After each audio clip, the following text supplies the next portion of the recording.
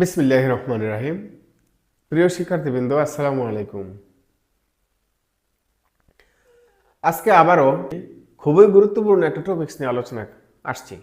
আমরা প্রতিদিন কোনো না কোনো ব্যক্তির সাথে কথা বলতে হয়। যেহেতু আমরা মানুষ, আর মানুষ সামাজিক জীব,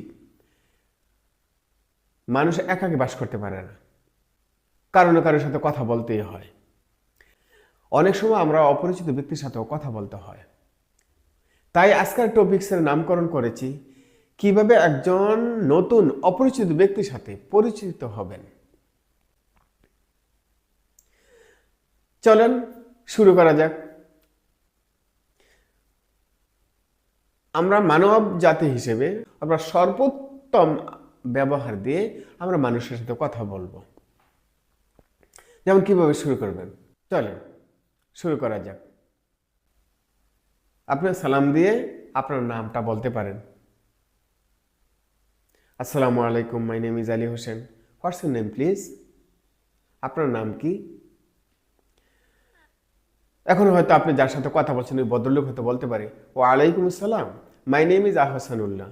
অর্থাৎ উনি ওনার নাম আহসানুল্লাহ বলেছেন। তা এখন আপনি কি বলবেন? তো হয়তো হাতটা বাড়িয়ে দিতে পারেন, হ্যান্ডশেক করতে পারেন, হ্যান্ডশেক করে বলতে পারেন, nice to meet you mister Ahsanullah.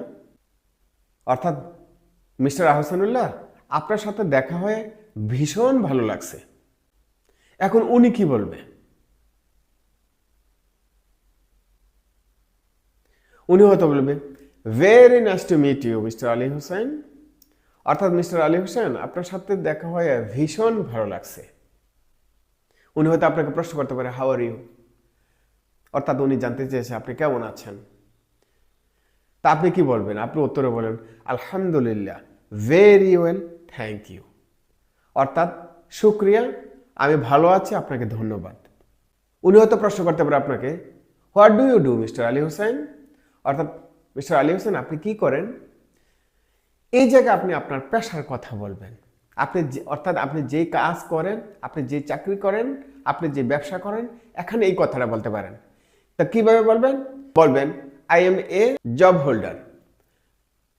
অর্থাৎ আমি একজন চাকরিজীবী। আপনি যদি একজন শিক্ষক হন, আপনি বলতে পারেন, আই এম এ টিচার।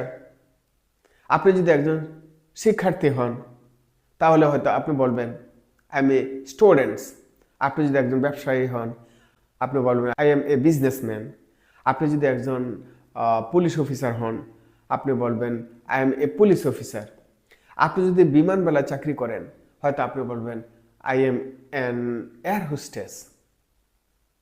এইভাবে আপনি আপনার পেশার কথাটা বলতে পারেন। উনি হয়তো আপনাকে প্রশ্ন করতে পারে, হোয়ার ডু ইউ ওয়ার্ক? আপনি কোথায় কাজ করেন?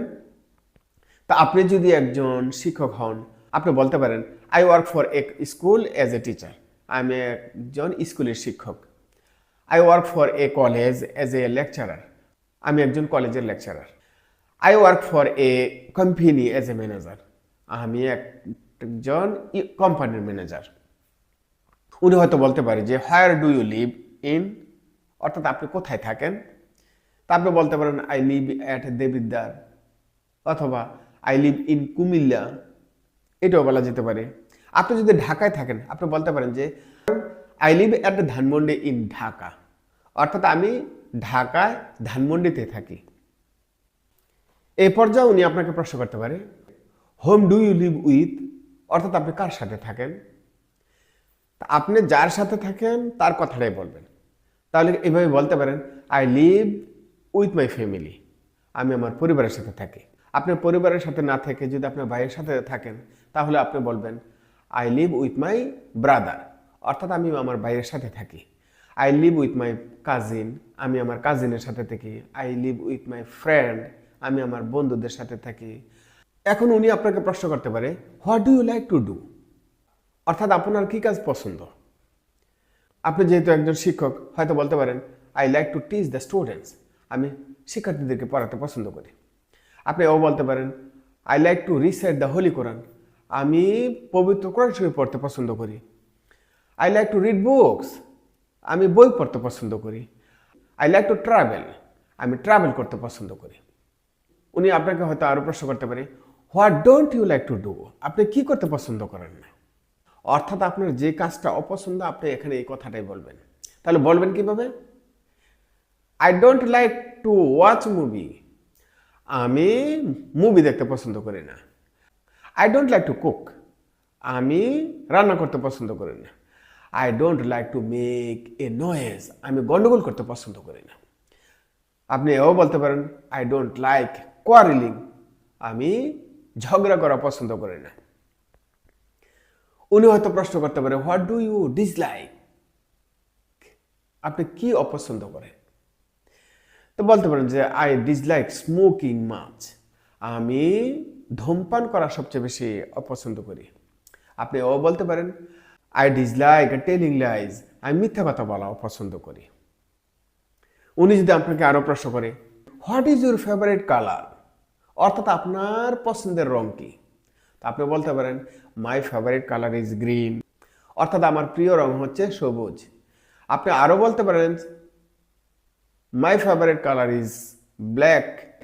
অর্থাৎ আমার প্রিয় রং হচ্ছে ব্ল্যাক। আপনি ইংরেজিতে অন্যভাবে বলতে পারেন, what is my favourite colour? অর্থাৎ সাদা হচ্ছে আমার প্রিয় রং। এভাবে উত্তরটা দিয়ে দিতে পারেন। তো এখন উনি যদি আপনাকে একটা প্রস্তাব করে, can we practice English speaking together? আমরা কি একসাথে ইংরেজিতে কথা বলা চর্চা করতে পারি? তো হয়তো আপনি বলবেন, ইয়েস উই ক্যান। হ্যাঁ, আমরা একসাথে ইংলিশে কথা বলা প্র্যাকটিস করতে পারি। অথবা আপনি বলতে পারেন, নো আই কান্ট।